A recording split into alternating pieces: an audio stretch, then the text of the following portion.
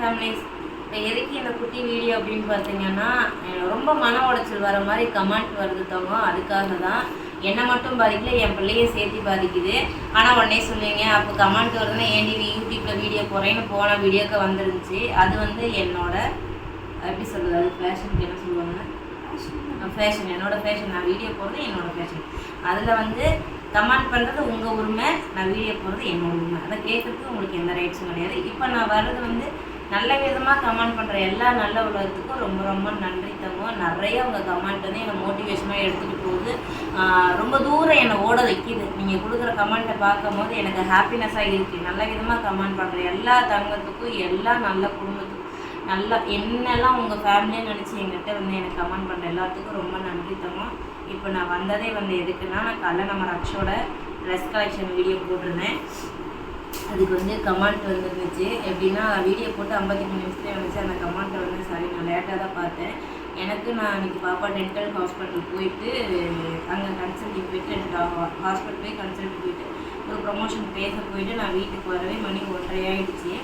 நாங்கள் 3 பேர் போயிருந்தோம். நான், என் ஃப்ரெண்டு, என் பொண்ணு 3 பேர் ஒரே வண்டியிலே போயிருந்தோம். வீட்டில் வந்து சாப்பிட்றோன்னு சொல்லிட்டு வந்துட்டு ட்ரெஸ் சேஞ்ச் பண்ணிவிட்டு கைகால் வந்து கழுவிட்டு சரி சாப்பிட்றதா ஒரு ஷார்ட்ஸு போடலாமே அப்படின்னு சொல்லிட்டு நான் போட்டேன்.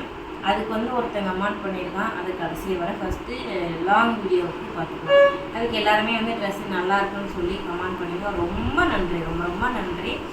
அதுக்கு வந்து கமெண்ட் வந்திருக்கு எப்படின்னா, காசு எங்கேருந்து தான் வருதோ அப்படின்னு போட்டிருந்தாங்க. அதுக்கு கீழே ஒருத்தங்க வந்து போட்டிருந்தாங்க, அதான் ப்ரோ தெரியல, கேட்டால் சேவிங்ஸ்ன்னு சொல்லுவாங்க, ஒர்க்குக்கு போகிறதுல அப்புறம் எப்படி தானோ அப்படின்னு ஒருத்தங்க கமெண்ட் பண்ணியிருக்காங்க. அதுக்கு கீழே யூடியூப்புன்னாங்க. ஆனால் யூடியூப்பில் நீங்கள் நினைக்கிற மாதிரிலாம் இங்கே கோடி கோடியாக வந்து கொட்டலை, லட்சமாக வந்து கொட்டலை. 10,000 மனை எடுக்கிறதுக்குள்ள நான் படுற பாடு எனக்கு தெரியும். போன மாதத்துக்கு முந்தின மாதம் ஒரு $100 வந்துச்சு எடுத்தேன். போன மாதம் எந்த டாலர் வரல. இந்த மாதமே இன்னும் $100 கூட நான் ரீச் பண்ணல. ஆனால் நீங்களாம் நினச்சிக்கிறீங்க யூடியூப்பில் வந்து கொட்டுது. நான் வந்து என் பொண்ணுக்கு பணம் அந்த ட்ரெஸ் எடுக்கும்போது கிரெடிட் கார்டு வச்சு தான் போடுறேன்னு நிறையா வீடியோவில் சொல்லியிருக்கேன்.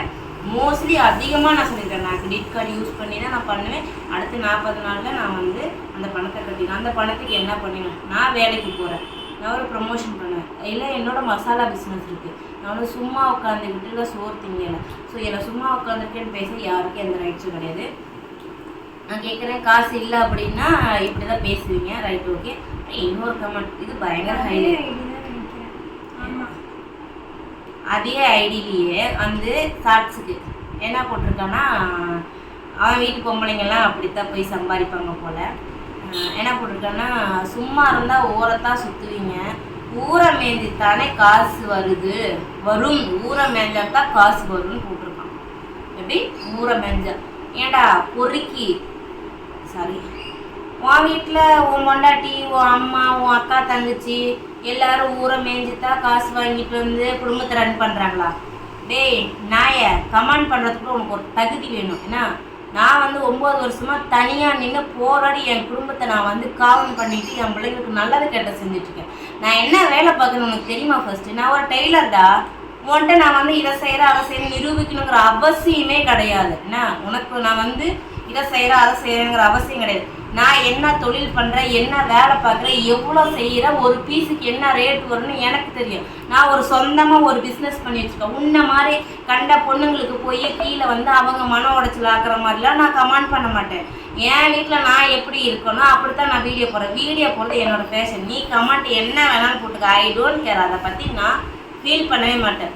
உன் வீட்டு பொம்பளைங்கெல்லாம் சுற்றி தான் சம்பாதிக்கிறாங்க போல. ஸோ அதனால தான் நீ வந்து அடுத்த பொம்பளைங்களை பார்க்குற பொம்பளைங்க எல்லாத்தையும் ஊரை சுற்றி பணம் வருதுங்க. அப்போ உமண்டாட்டி எல்லாம் ஊரை சுற்ற விட்டு தான் நீ சோர்த்திங்கிறீன்னு நான் நினைக்கிறேன். அப்போ நீ வந்து அவனா இருப்பியோ, சான்ஸ் இருக்கு. புரியுது? அதே மாதிரி எங்கள் அம்மா எல்லா டைமுக்கும் வீடியோ தரனால வீட்டில் இருக்காங்கன்னா அர்த்தம் இல்லை, வெளியில் இருந்துட்டும் வீடியோ தரணும்.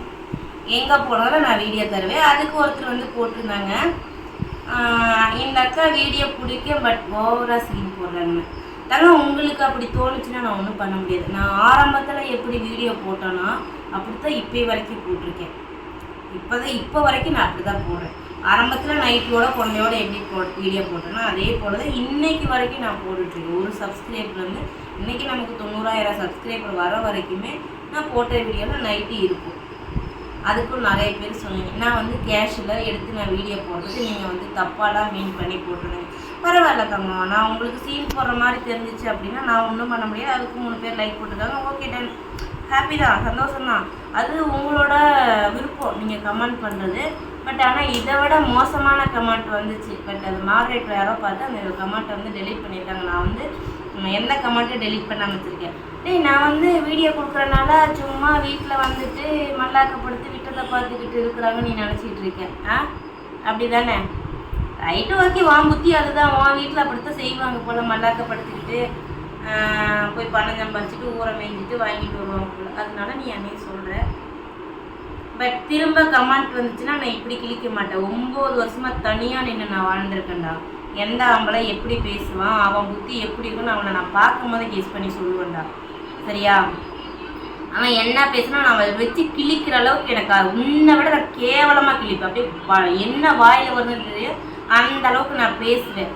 பேச தெரியாமலாம் ஒன்றும் கிடையாது. என்னக்காக நிறைய குழந்தைங்க வீடியோ பார்க்குறாங்க, நிறைய ஃபேமிலிஸில் என்ன பார்க்குறாங்க. அவங்களுக்கு மரியாதை கொடுத்து உன்ன மாதிரி தருதலைக்கெல்லாம் நான் இப்படி உனக்கு பதில் கொடுக்க வேண்டியதாக இருக்குது. இல்லைன்னா நீ சொன்னதை விட கேவலமாக என்னால் சொல்ல முடியும். இப்போ இந்த வீடியோ வந்து குட்டி குழந்தைங்க வந்து பெரியவங்க வரைக்கும் எல்லாரும் பார்ப்பாங்க. அவங்கள ஹர்ட் பண்ணுற மாதிரி கிடையாது. நீ பண்ணுற கமெண்ட் எல்லாரும் பார்ப்பாங்க. அவங்க எல்லாருமே என்ன மாதிரி 0லேருந்து மேலே வரணும்னு நினைக்கிற பொண்ணுங்க எல்லாத்துக்கும் இந்த கமெண்ட் பார்க்கும்போது ஆட்டோமேட்டிக்காக உட்காந்துக்கணும், நம்ம வீடியோ பண்ணக்கூடாதுன்னு நினைப்பாங்க. நீ அப்படித்தாண்டா பண்ணுற. நான் முன்னேறது உனக்கு பிடிக்கலடா, அத்தனையும் பொறாமை, அவ்வளோ பொறாமை. எதுக்கு இந்த பொறாமை படுறீங்க? ஒரு பொண்ணு முன்னேறினா உங்களுக்குலாம் பிடிக்காதா? ஒரு பொண்ணு 2 பொண்ணை வச்சுட்டு அவளை படிக்க வச்சு அவளை ஆளாக்கிட்டு உங்களுக்குலாம் பிடிக்காதா? டேய், பெருமைப்படுங்கடா, பெருமைப்பட்டு பழகுங்க. இப்படி பொறாமப்படாதீங்க. பொறாமப்பட்டீங்கன்னு இருங்களேன், ஒன்றுமே விளங்காது. ஓகே.